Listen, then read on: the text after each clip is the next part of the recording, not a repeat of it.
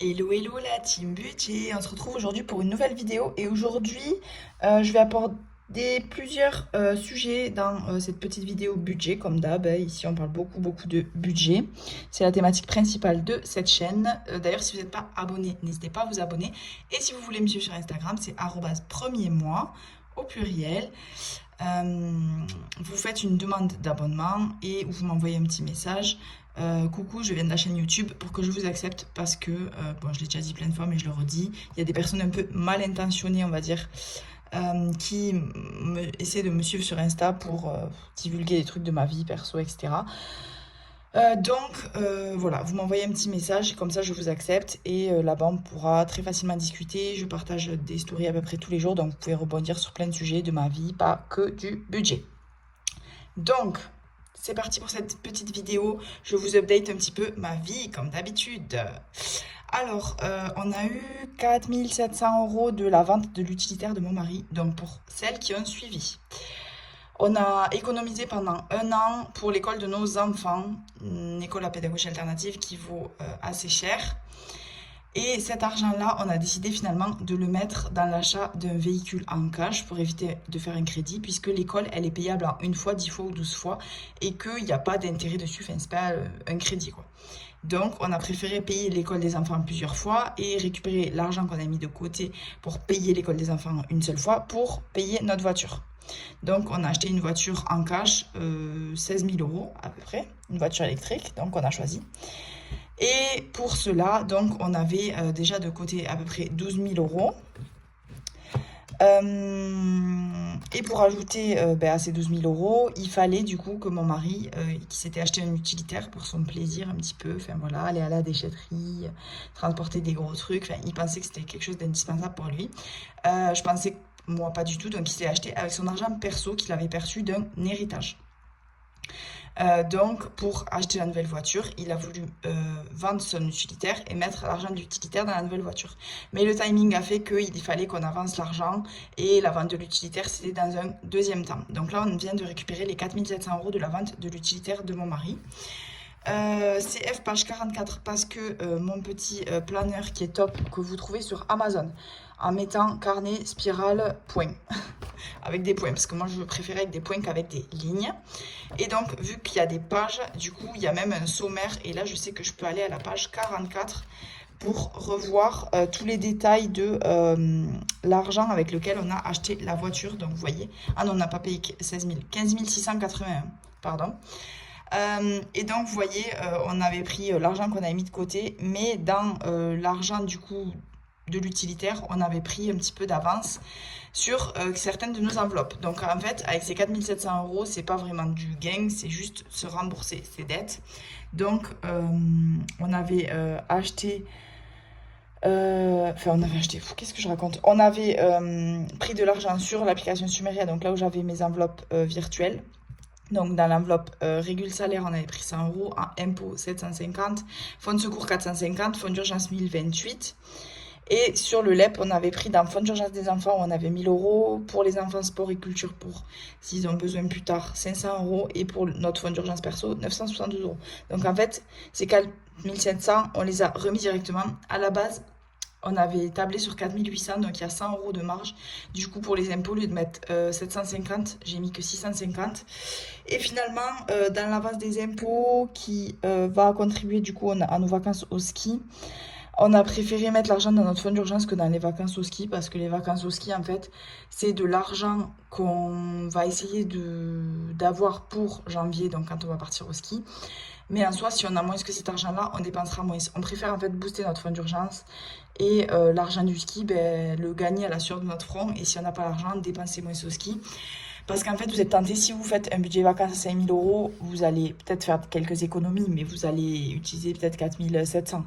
Alors que si vous faites un budget vacances à 4 000, ben, vous allez être forcé de respecter ces 4 000. Et ben là, c'est à peu près la même chose. Donc, on a préféré booster notre fonds d'urgence. Donc voilà, du coup, je vous fais la petite mise à jour de ce que j'ai mis. Donc, j'ai tout mis dans mon épargne, dans mon livret d'épargne populaire, comme je vous ai dit dans une de mes précédentes vidéos. J'essaie de le booster à fond, puisque jusqu'à maintenant, il était plein. Juste avant qu'on achète la voiture, il était plein. Il était à 10 300 € à peu près. Donc voilà, là on était reparti de 0, puis de 3500 quand j'ai transféré. Et là, du coup, on est remonté à 8649. Donc ce qui nous fait pour le fonds d'urgence au total 2740 euros. Donc c'est vraiment top. On remonte à un fonds d'urgence un peu acceptable, sachant que nous, vraiment, le minimum du minimum de fonds d'urgence, c'est 3000 euros pour avoir un mois d'avance. Et on aimerait avoir jusqu'à 3 mois d'avance. Donc le big objectif, c'est 9000 euros. Dans la dernière vidéo là de Elodie de Bye Bye Découvert, j'y ai posé des petites questions. Elle fait des FAQ à chaque fois, vous savez, des petites foires aux questions où on peut poser des questions et elle y répond dans la vidéo d'après. Donc elle ouvre un petit truc sur Instagram et sur YouTube, vous pouvez poser les questions. Donc moi j'y avais posé une question, qu'est-ce que c'était son objectif d'épargne? Et j'ai regardé sa vidéo là juste tout à l'heure. Donc c'est vrai que c'est difficile en fait de se dire ce que c'est notre objectif d'épargne parce que on pourrait avoir les yeux plus gros que le ventre et se dire c'est temps, c'est temps, c'est temps. Mais je trouve que pas se donner d'objectif, c'est aussi se laisser guider par nos émotions, nos sentiments et se dire oh ben j'ai pas vraiment d'objectif, si je veux mettre de tel argent dans ça, je vais aller dans ça. Alors que si je trouve, c'est mon avis, moi vraiment de me dire je veux tant, ça me donne ma ligne de conduite. Et vous voyez là l'argent, comme je vous ai dit, des impôts, le retour des impôts, j'aurais pu le mettre dans le ski, les vacances, le loisir, mais je préfère le mettre dans le fonds d'urgence. Parce que nous, notre objectif clair, c'est d'avoir 9000 euros dans le fonds d'urgence. Oui, c'est un objectif qui ne se fera pas demain. On se donne, allez, 3 ans, je pense, pour avoir les 9000 euros. Mais déjà, avoir un mois d'avance de charge, c'est déjà top. Donc, notre premier objectif, c'est 3000, le deuxième, 6000 et le troisième, 9000. Et une fois qu'on aura ces 9000 bloqués, on aura vraiment l'esprit tranquille. Même si quand on passe de moins 1500 euros de découvert à rien que zéro, pas de découvert, on a déjà l'impression de respirer. Et quand on commence déjà à mettre de l'argent de côté, c'est vraiment une chance. Je pense qu'on mesure encore plus le bonheur, la chance, cette sérénité d'esprit que c'est de se dire d'ouvrir ses comptes et d'avoir de l'argent dessus, de pas être à découvert, de savoir qu'on a de l'argent de côté si on a un pépin et tout. Vraiment, c'est quelque chose de... C'est une sérénité, je pense, incomparable à tout ce que j'ai eu, hormis bien sûr la santé pour mes proches, etc., les trucs de base, mais vraiment je trouve que c'est une sensation de bien-être fabuleuse. Donc 2740 euros dans le fonds d'urgence, c'est top. Du coup on est à 1044 euros pour les impôts, ce qui est très bien, et ce qui ira donc pour le ski. Sachant que pour le ski on avait déjà notre enveloppe 217 euros, c'est ce qui est resté de l'année dernière, et les économies là que j'ai fait à la mer sur l'application Sumeria, bon c'est pas grand chose, je crois que c'est 35 euros. Mais je pense que je vais les mettre pour le ski aussi. J'hésitais entre soit le ski, soit l'épargne santé, parce qu'en ce moment on est un peu en galère. Dans l'épargne santé, je sais pas trop, mais globalement voilà. Donc je sais que j'ai déjà en fait 1200 et quelques euros pour le ski. Donc c'est cool, l'objectif c'est 3000. Donc il y a encore du taf, on est déjà en août. Et on part en janvier, donc il va falloir mettre encore beaucoup de côté, sachant qu'en septembre, je vais faire peu d'intérim parce que mon fils rentre à l'école, c'est sa première rentrée, j'ai envie que ça soit un peu doux pour lui. Mais je vais essayer de bosser beaucoup en novembre et en décembre. Parce qu'en octobre, il y a aussi les vacances scolaires, donc je vais pouvoir travailler à fond que la moitié du mois. Je vais essayer de compenser ça pour vraiment gagner ce qu'il faut, nos 3000 euros pour aller au ski. Je vous prépare une petite vidéo sur le budget vacances, loisirs, etc. Ma façon de voir les choses pour vous donner des tips toujours. J'adore traiter plein de sujets. Donc moi, je fais pas de foire aux questions comme Elodie. Parce qu'en fait, j'ai tellement un débit de parole. Je fais tellement que parler, que raconter tous les détails de mon budget, que en fait, à chaque fois que je pense à quelque chose, à un thème de mon budget, que j'y réfléchis, que je note sur mon brouillon, je me dis, il faut que j'en fasse une vidéo pour expliquer mon raisonnement, parce que c'est ça que vous adorez, je pense, et c'est ça que j'adore voir aussi chez les budgéteuses, c'est vraiment tout le raisonnement qu'il y a derrière chaque catégorie de dépenses. Donc voilà, je vous prépare cette petite vidéo sur le budget vacances, loisirs, etc., sur ma vision de voir les choses. Régule salaire, on est à 1030 euros. Donc, régule salaire, c'est mon enveloppe pour absorber mes variations de salaire. Donc, 1030 euros, je suis assez sereine. C'est quand même... Je fais jamais moins qu'un jour d'intérim. Même les mois où je suis très juste, je fais minimum un jour d'intérim, voire deux. Donc, 1030 euros, c'est vraiment bien pour absorber mes variations. Sachant qu'en ce moment, je fais tout le temps des week-ends. Parce qu'à mon travail, on est un peu en sous-effectif. Comme d'hab, j'ai envie de vous dire. En fait, on est une équipe... les infirmières, quoi, on est 70, je crois que dans la profession, on est entre 70 et 90, non, entre 70 et 80% de femmes. Et donc, dans mon équipe, il y a énormément de congés mater. En fait, les congés mater s'enchaînent. Plus là l'été avec les congés, etc. Les personnes qui reviennent de congés mater qui du coup ne prennent pas des week-ends de suite. Donc là, on est vraiment pile poil ce qu'il faut pour prendre des week-ends chaque mois. Et les week-ends avec les astreintes, c'est ce qui nous fait vraiment le gros de notre salaire. Donc en ce moment, niveau employeur principal, je suis bien. Et niveau intérim, même si j'ai que 1 jour ou 2 jours, avec ça, ça peut compenser. Donc c'est cool. Je suis contente. Ça, quand je le monte à 1500, je passe 1000 € dans le fonds d'urgence et je redescends cette enveloppe à 500 pour avoir la motivation de la remonter. Moi, j'ai beaucoup d'enveloppes de backup, c'est ce qui me sécurise à fond. Ça fait 3 ans que je fais la méthode des enveloppes, mais j'ai encore besoin, même si ça m'apporte une sérénité et tout, de vouloir maîtriser à peu près tous les aspects de ma vie. C'est un petit peu too much pour certaines et je comprends, ça complique beaucoup. Mais moi, vraiment, c'est ce qui me sécurise, donc je continue comme ça. Clim et chaudière de 130 € pour faire réviser notre clim, notre chaudière. Du coup, on ne l'a jamais fait réviser. Tapez-moi sur les doigts, ça fait 6 ans qu'on est dans la maison. En fait, ça va se transformer en carrément enveloppe pour acheter une nouvelle chaudière, cette histoire, je pense. Défi de 10 €, c'est pour avoir 1 mois d'avance de charge des enfants concernant l'école. Donc, c'est 850 €. Donc là, j'ai 230 € et j'ai de l'argent aussi en cash. 120 € pour la fin du LLD de notre voiture, donc c'est couplé avec l'argent sur l'application Brix. D'ailleurs, si vous téléchargez l'application Brix, j'ai un code de parrainage que je vous donnerai si vous voulez. Mais surtout, ne mettez pas tout votre argent sur les mêmes biens. Petit 1, on se renseigne, d'accord? Il y a la chaîne Finari qui est super pour se renseigner sur l'investissement. Je vais vous faire une petite vidéo d'ailleurs sur comment reprendre en main ses finances, parce qu'en fait là pendant les vacances, je vous ai dit, on est parti en vacances avec un couple d'amis et je leur ai refait tout le reset de leur prise en main de leur budget, qui doivent attaquer là dès août, ils commencent, et en septembre s'y mettre à fond, donc ils sont trop contents. Donc je vais vous faire une vidéo sur comment je les ai aidés et tout, parce que là je l'ai fait en concret, vraiment à partir de zéro et en direct avec des gens et tout, donc c'était vraiment passionnant. Et j'ai revu une méthode un peu simple, je vais dire, pour commencer son budget. Donc je vais vous refaire une vidéo.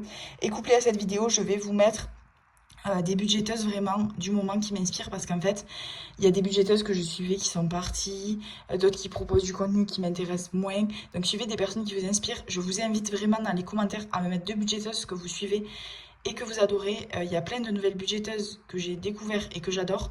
Ne me citez pas Bye Bye Découvert, Mélie Mélo, le journal de Budget Jones, Mélissa Reset Budget, je les connais par cœur.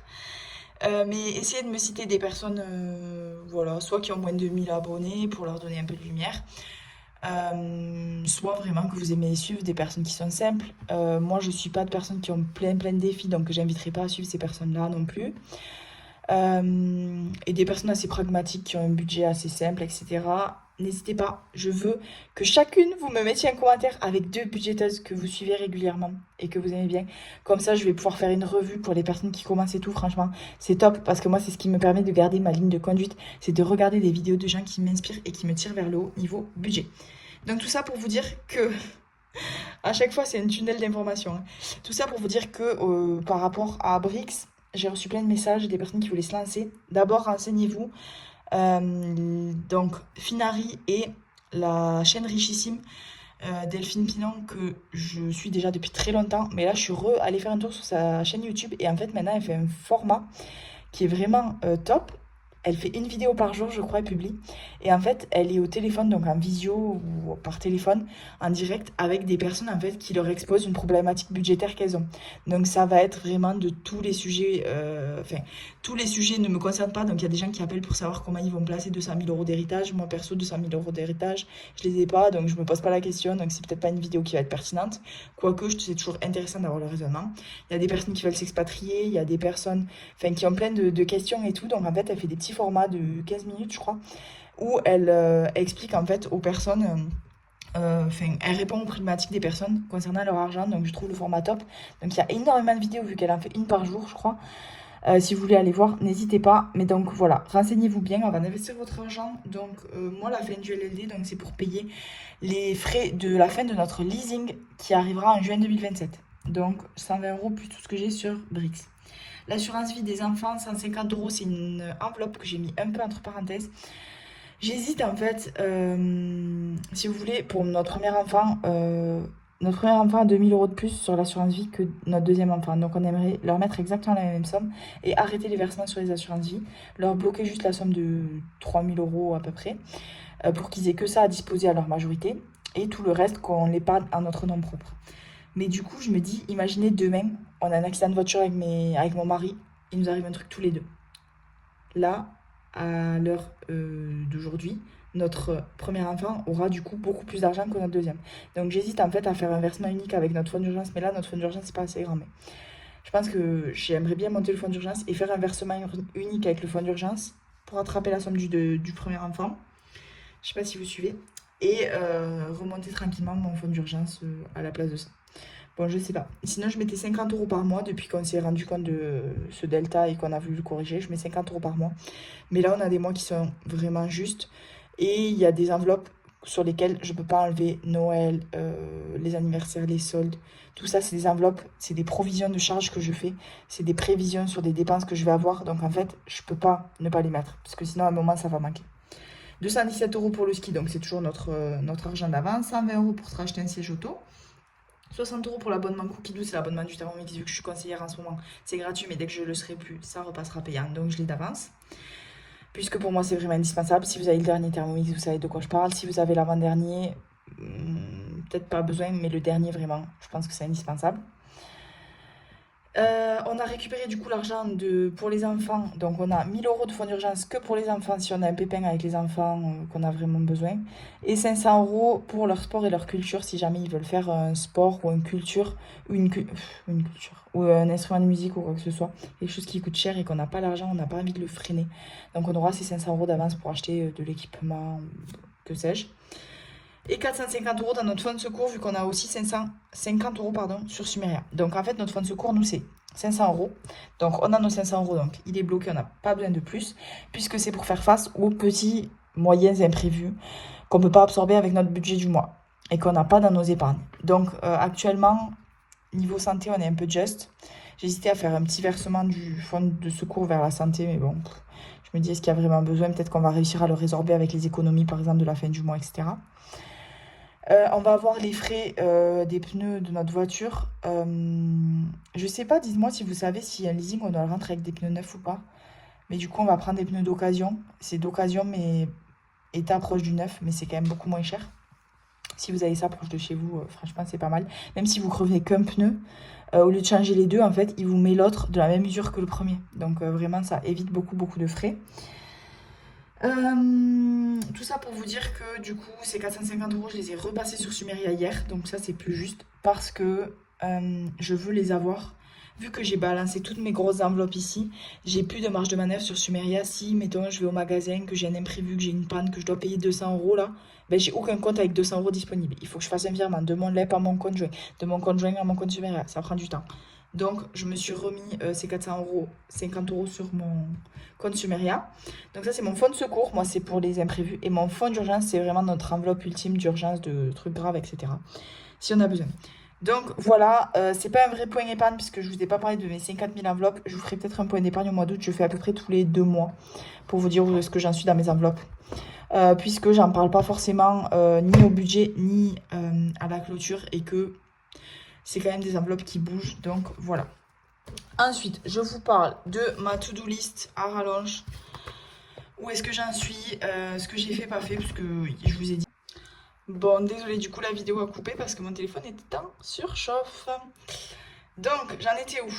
Ma to-do list que je vous partage parce que ça a beaucoup à voir avec le budget et ma vie. Donc, voilà, pour la team vidéo longue et blabla, on est en plein dedans. Pour ma mutuelle, donc je vous avais dit qu'on ne savait pas si on allait en prendre une ou pas. Finalement, je voulais prendre ma mutuelle d'entreprise qui est à 120 € par mois pour du coup assurer mon mari et mes 2 enfants. Parce que moi j'ai déjà ma mutuelle d'entreprise qui est prise sur mon salaire. Moitié mon employeur, moitié mon salaire. Donc j'ai regardé, du coup moi je paye 35 sur mon salaire et 44 c'est mon employeur. Pour avoir le contrat de base, pas les options. Si je voulais rajouter mon mari et mes enfants, donc le contrat famille, c'était 120 € par mois. 1440 € par an. Je me suis dit à quel moment je paye 1440 € par an de vrais frais au réel. Je sais pas, bon bref. Au final, mon mari,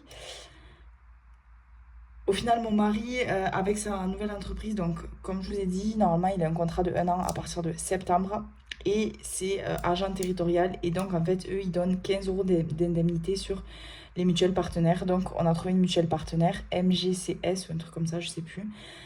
On a pris le contrat de base en fonction de nos besoins, c'est 70 € et on mettra 20 € par mois vraiment dans l'enveloppe santé sans faute parce que l'autre contrat auquel on voulait souscrire c'était 90, on hésitait entre deux.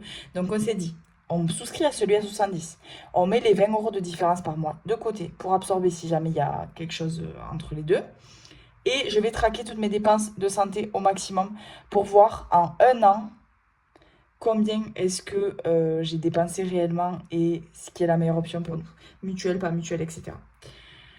Au niveau de l'assurance de la voiture, donc je vous ai dit, j'ai changé, je suis allée chez Direct. Enfin non, j'étais déjà chez Direct Assurance, mais j'ai changé, je suis passée à la formule YouDrive. Mais je n'ai pas envoyé ni les permis, ni signé les contrats. Donc, c'est pas encore actif. On n'a pas reçu du coup le boîtier. Donc, il faut absolument que je le fasse. Parce que ça vous permet, en fonction de votre conduite, éco, safety, etc., de rembourser votre cotisation jusqu'à la moitié. Sachant que nous, c'est une voiture qui est en mode parking, qui ne bouge pas. Donc, il faudra juste que 2 fois par mois, on fasse juste le tour de notre impasse pour montrer que la voiture fonctionne quand même. Et normalement, ils nous rembourseront la moitié. Plus clôturer l'assurance de l'utilitaire. Mon mari ne l'a toujours pas fait, il faut que je lui rappelle absolument. Parce que du coup, c'est lui qui l'a payé et c'est lui qui la paye toujours, mais j'ai pas envie que, voilà, qu'il paye pour rien. Le 28 août, j'ai une mission d'intérim qui est sortie. Donc pour rappel, en août, je suis en galère de garde, vu que notre fille au père nous a lâché. Bon bref, vous avez suivi le feuilleton. Je suis en galère. Donc la première semaine, les 2 premiers jours, c'est une babysitter. La deuxième semaine, les 2 jours, c'est mon beau-frère qui vient pendant une semaine en congé chez nous pour garder les enfants. Et la dernière semaine, c'est le mercredi ma belle-mère et le vendredi ma belle-sœur. En fait, j'ai pris le jeudi de travail au milieu, en intérim, en me disant il y aura bien une des deux qui pourra faire le pont, en gros. Et en fait, ni l'une ni l'autre ne peut. Donc, je me suis dit, est-ce que j'annule ma mission? Et après, je me suis dit, en fait, la babysitter, ça se passe très bien. Juste, elle nous coûte 80 €. Et quand je suis payée pour aller faire une journée d'intérim, c'est 280 €. Donc, en fait, je serai payée, entre guillemets, que 200 €, on va dire, si je soustrais. Est-ce que ça vaut le coup ou pas d'aller travailler? Sachant que, bon après, je culpabilise un peu de faire garder mes enfants 3 jours d'affilée, mais je me dis, ça sera un jour avec leur mamie, qu'ils voient presque jamais, donc ça leur fera plaisir. Un jour chez ma belle-sœur, qu'ils adorent aussi avec ses enfants, et le jour au milieu avec la babysitter. Est-ce que ça va leur faire trop de garder 3 jours ou pas? Sachant que je veux absolument, enfin, pour moi c'est avantageux de faire un jour d'intérim parce que j'ai qu'un seul jour ce mois-ci et que niveau budget ça va être juste, donc là ça adoucirait un peu la pilule. Et sachant que même si je travaille 3 jours d'affilée, après c'est la rentrée, donc je travaille que le vendredi, le jour de la semaine de la rentrée. Donc je me dis, enfin voilà, je sais pas trop comment faire du coup. Donnez-moi votre avis et comme d'hab, je prendrai la décision avec vous. Est-ce que j'envoie un message à la boîte d'intérim, je leur dis que je fais pas la mission finalement, ou est-ce que j'y vais et je fais garder mes enfants pour 80 € de frais de garde?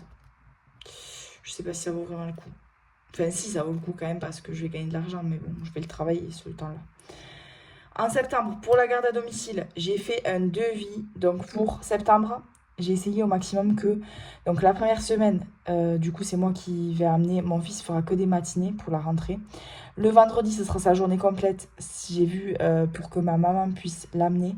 Parce que je voulais pas que la fille de la garde à domicile fasse son premier jour la première semaine de la rentrée, alors que pour mon fils, ce sera tout nouveau. Pareil, le lundi, je travaille. J'ai pris une mission d'intérim et ma maman peut les amener, donc c'est cool. Pareil pour revenir la deuxième semaine à l'école, etc. Et ensuite, du coup, j'ai fait un devis pour 5 matinées, 5 matins, donc de 6h30 à 8h30 pour les amener à l'école, et 2 mercredis matin. Ça nous fait 115 € de reste à charge, qui sera après déduit de moitié aux impôts. Donc c'est quand même avantageux comparé à la fille au père qu'on paye en tout 900 € par mois. Il faut juste payer 100 € de frais d'adhésion et faire un dépôt de garantie, donc payer en gros un mois d'avance qui nous rentre à la fin du contrat.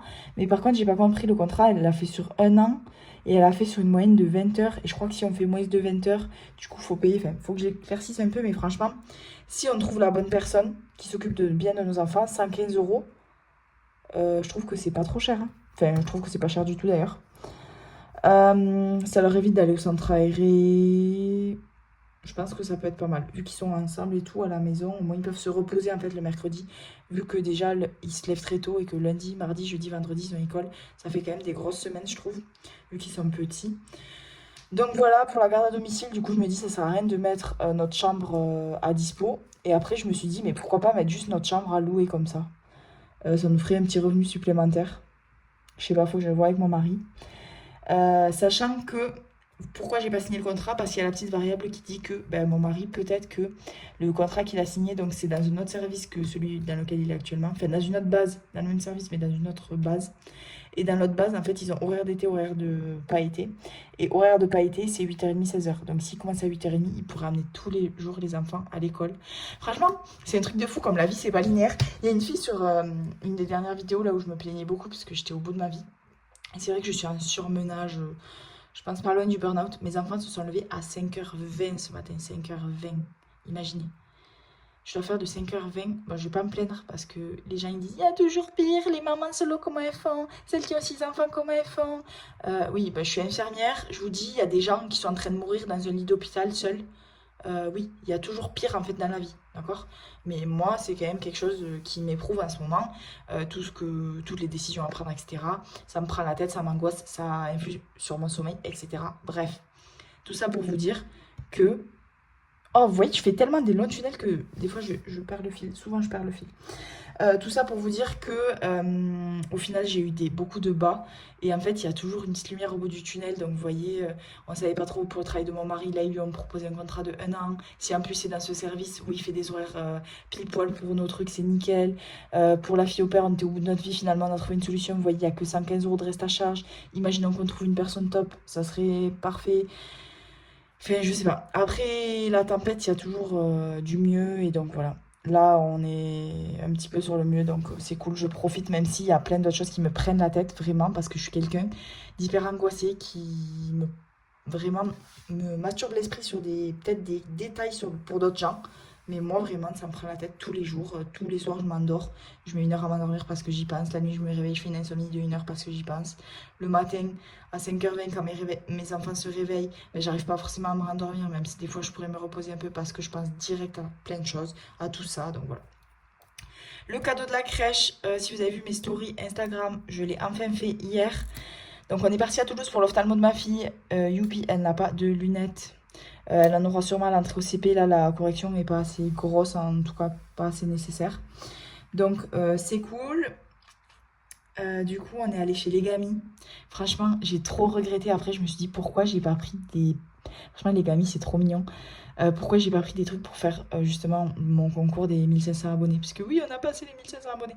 Je me suis dit pourquoi j'ai pas pris plein de trucs chez Legami pour faire un lot en fait. J'étais courge. Mais bon, tant pis. Du coup, je leur ai pris. Mon mari et moi, on n'était pas contents, on n'était pas pareil. Non, on n'était pas d'accord. Donc, mon mari voulait des tasses parce qu'il disait que c'était un truc utile. Sauf qu'il n'y avait que des tasses avec marqué nounou, maîtresse. Enfin, alors que nous, c'est les filles de la crèche, c'est pas ni des nounous ni des maîtresses. Il y avait marqué je t'aime, etc. Il n'y avait pas simplement merci avec un cœur, c'était dommage. Donc, on a pris 2 tasses avec un cœur, sauf que c'était 10 € la tasse. À la base, je voulais prendre des chaussettes parce que moi, je me dis des petites chaussettes. C'est vraiment le truc, bon, un peu décalé.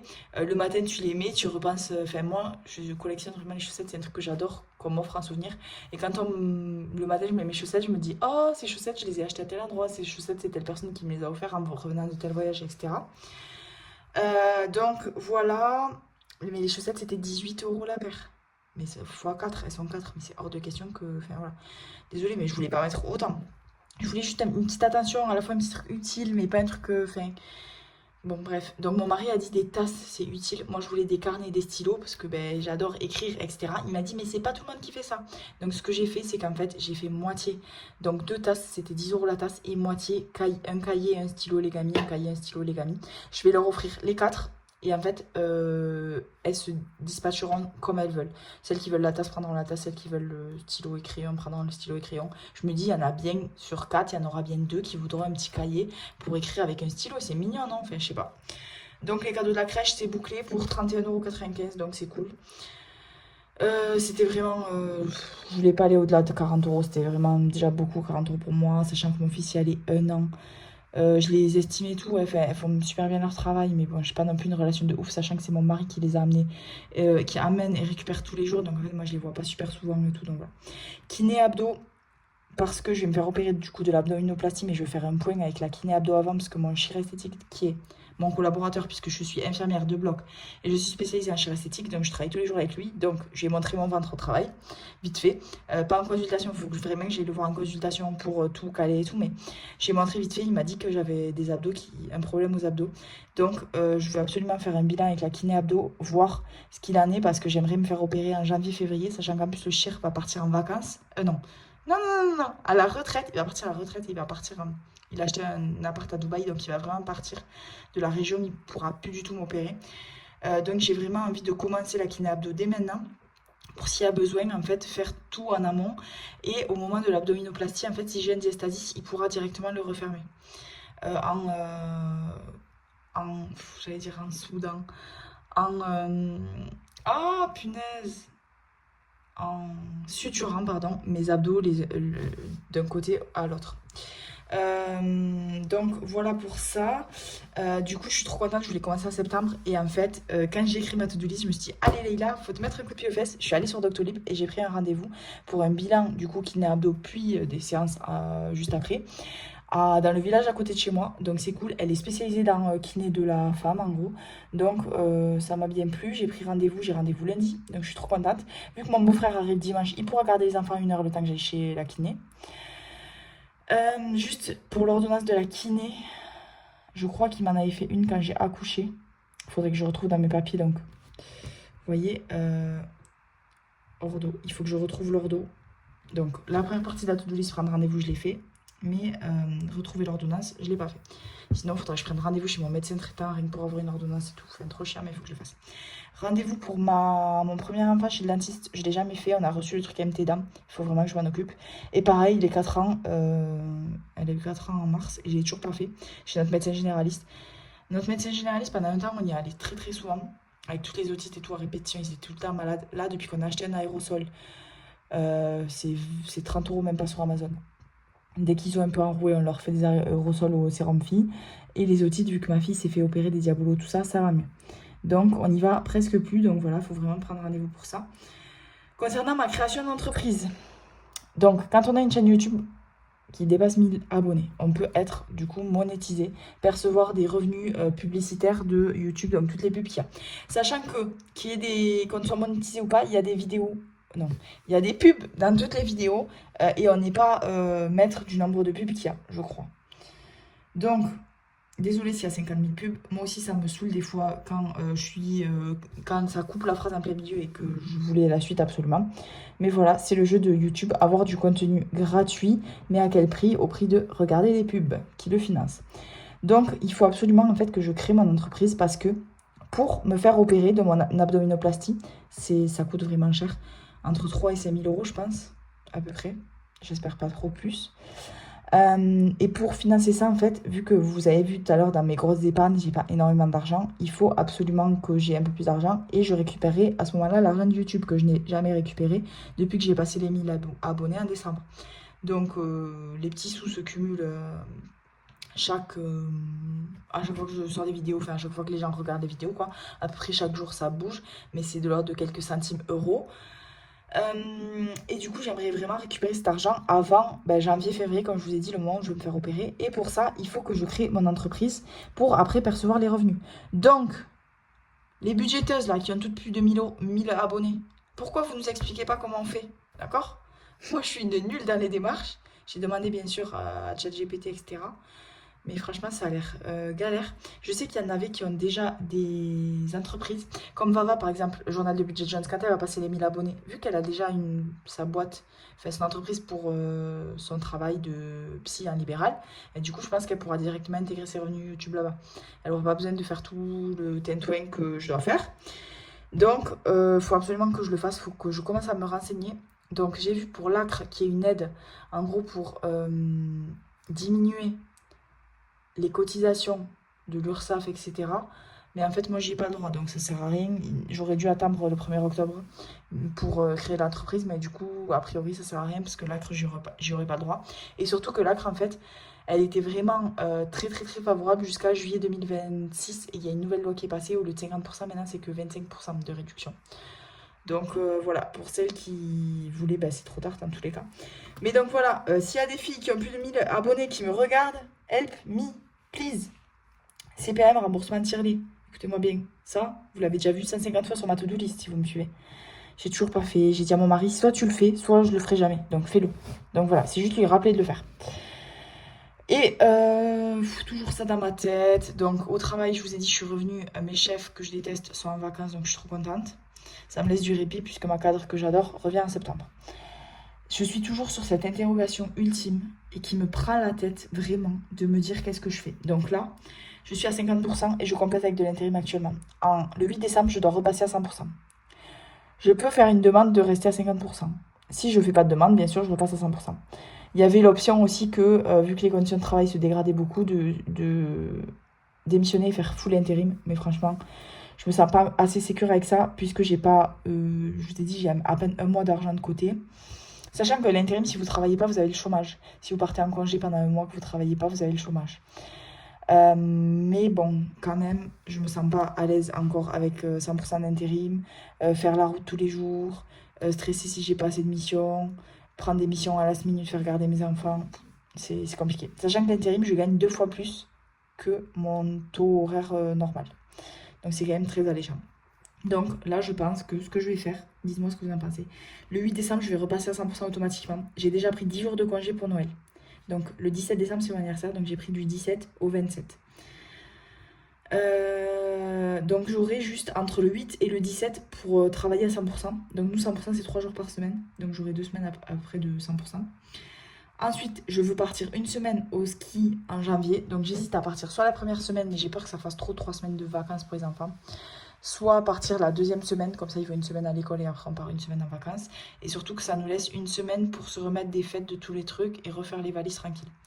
Et dès que je rentre du ski, je me fais opérer. Et dès que je me fais opérer, j'en ai pour 2-3 mois d'arrêt. C'est une grosse intervention quand même, l'abdominoplastie. Surtout dans un travail assez physique comme je fais. Enfin, tous les travails sont à peu près physiques, mais bon. Donc j'hésite en fait à rester à 100% tout ce temps-là et à attendre tout ça là, de voir comment ça se décante et de voir si je repasse à 50 ou pas. Sachant que j'ai 2 collègues à moi pour sûr, presque, qui vont démissionner dans la foulée. Et donc en fait, ce sera un peu leur mettre le couteau sous la gorge, de demander le 50%. En gros, s'il n'est pas accepté, je m'en vais.